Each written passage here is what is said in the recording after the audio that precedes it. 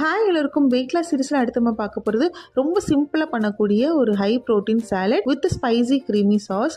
இது ரொம்ப குயிக்காக செஞ்சு முடிச்சலாம், 5 நிமிஷம் போதும்.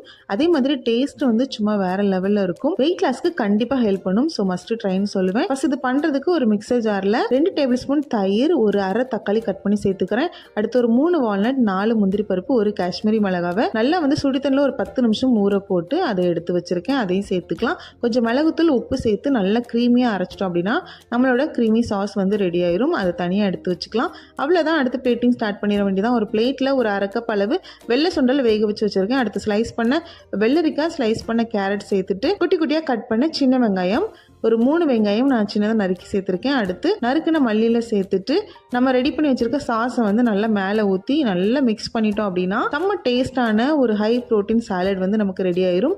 இது நல்ல ஃபில்லிங்காக இருக்கும். கண்டிப்பாக ட்ரை பண்ணி பாருங்கள். டேஸ்ட்டுமே செம்மையாக இருக்கும். அதே மாதிரி இது நல்லா மிக்ஸ் பண்ணிவிட்டு ஒரு 5 மினிட்ஸ் கழித்து நம்ம அப்படியே ரெஸ்ட் விட்டுட்டு சாப்பிட்டோம் அப்படின்னா அந்த குக்கும்பர், கேரட் எல்லாமே நல்லா அந்த தயிரில் சோக் ஆகி செம்ம டேஸ்ட்டாக இருக்கும். இந்த சாலடில் ஹை ப்ரோட்டீன்ஸ், ஃபைபர்ஸ், குட் ஃபேட்ஸ்னு எல்லாமே இருக்குது.